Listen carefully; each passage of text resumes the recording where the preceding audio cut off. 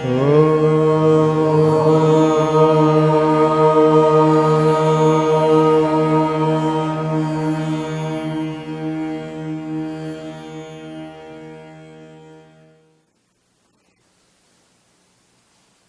day in the evening and morning, in your prayer you say Asatoma Sadgamaya, Tamasoma Jyotirgamaya, Mrityorma Amritam Gamaya. Lead us from the unreal to the real, from the darkness to the light, from the death to the immortality. That is Easter. That is Passover. So in a way you are celebrating every day. You are thinking of it, remembering.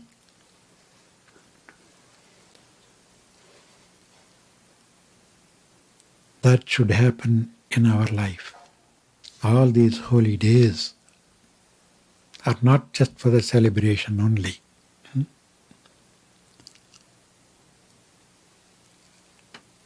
What happened then should happen in our own very lives. Death and resurrection, passing over from the bondage to freedom. Bondage is unreal, freedom is real. Death is mortality, resurrection is immortality. So Easter Day is leading from the death to the immortality, from the darkness to the light. What is unreal? What is death?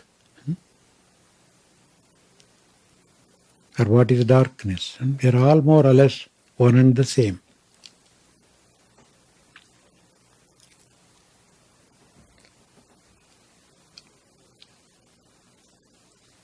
As long as we identify ourselves with the constant changing things, change means something dies and something is born again. That is what change. Birth and death is what you call changing.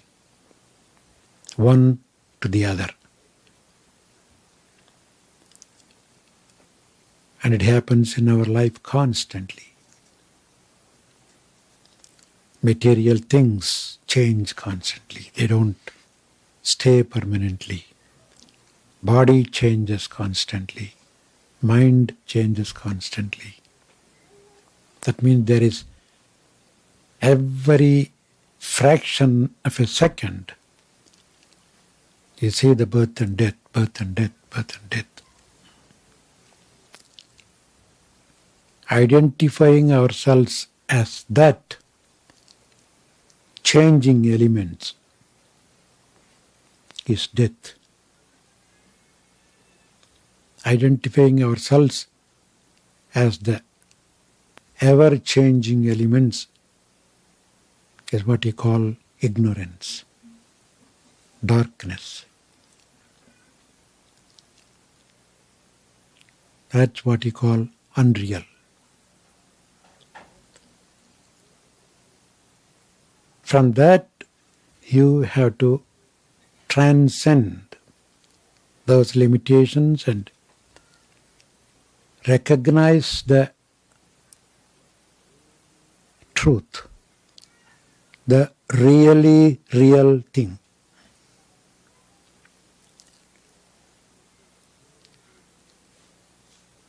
Often we say it's really real. And unreally real also, there is. The worldly phenomena is real, but unreally real.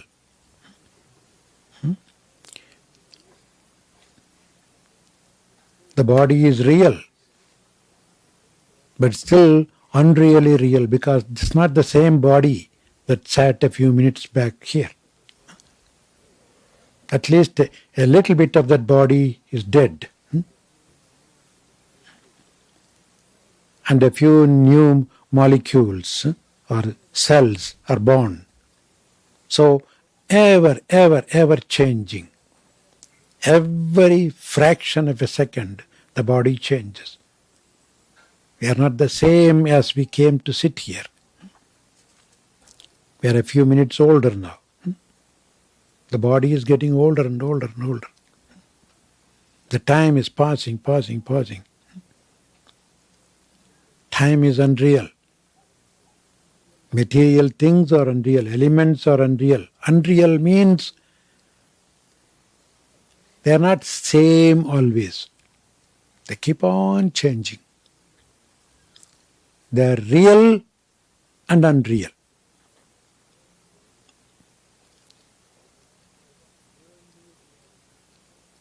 That is called worldly reality. The Laukika Sat, they call it. Sat means truth. Laukika, worldly. Paramarthika Sat means the spiritual truth.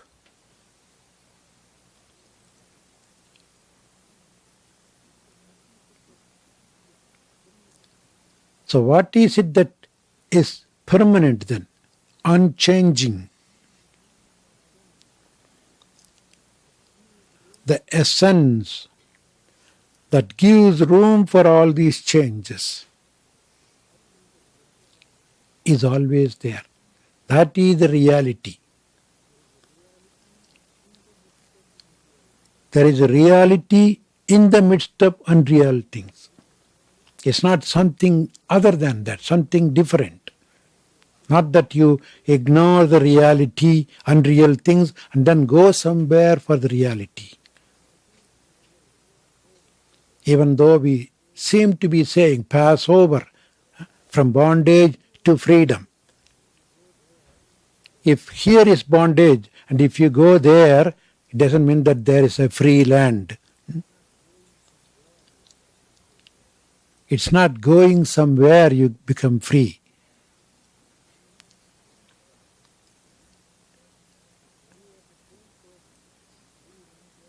If you are the same person, you leave one place and go somewhere, you are still the same land. It's not the land. From one land you go to another land. It's still the same land. The elements are the same.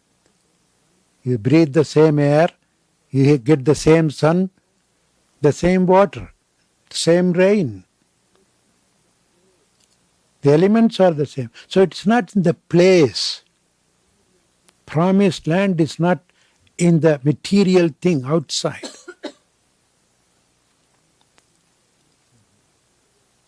The promised land is in your understanding the reality.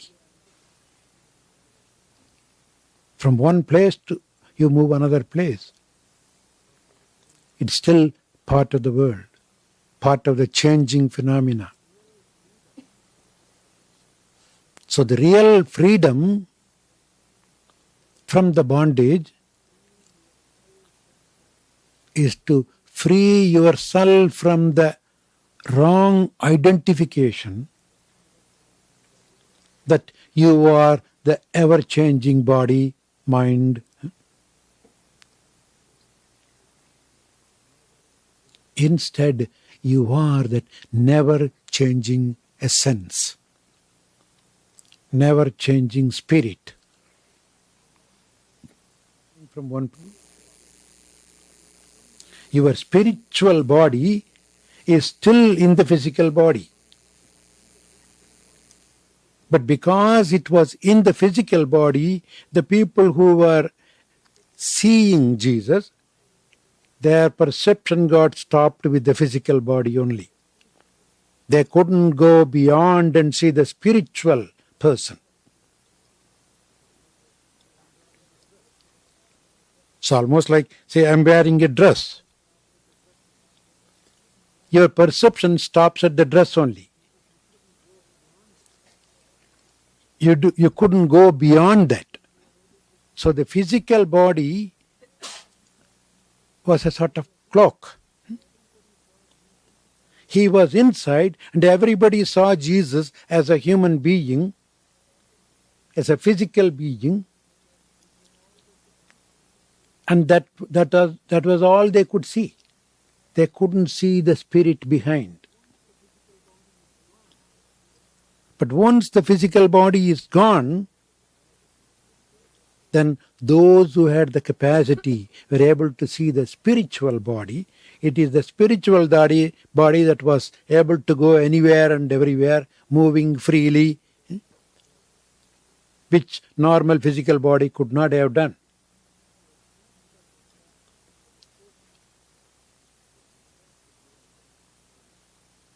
There is an example given by Thiruvalluvar in his Thirukkural.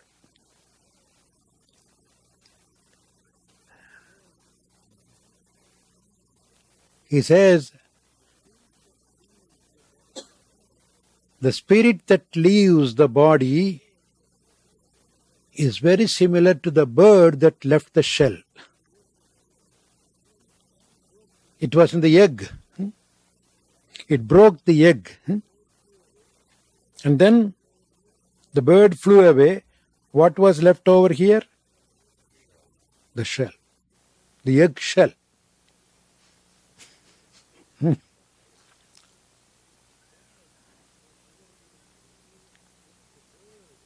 Another example he gives, the bird was in the cage, and unfortunately people didn't see the bird, they only saw the cage. But when the cage got broken, the bird flew away. You may say the bird got resurrected. It was completely covered cage. You are not able to see the bird inside. It's completely enclosed. Once it got broken, you're able to see the bird flying away. But then you can't catch it anymore. It's not bound by the body.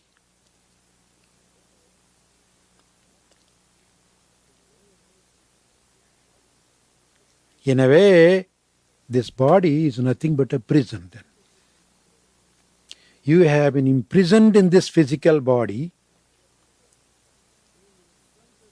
and you yourself has identified yourself as the body, and the others also saw you as the body.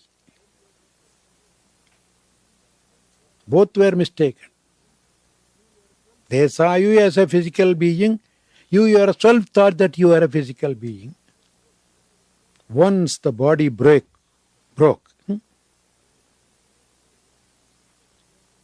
then you are able to say, I am different. My dead cage is here. Broken cage is here. I am flying out.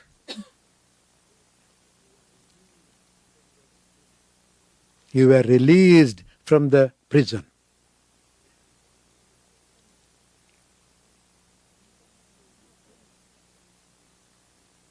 So in essence, even while in the body, if you could experience that I am only living in this body, but I am not the body. I am the spirit. I am that light. In the case of Jesus and great sages and saints like him, they were able to experience that they were simply using the body as a vehicle, but they are pure spirit. Self-realized sages.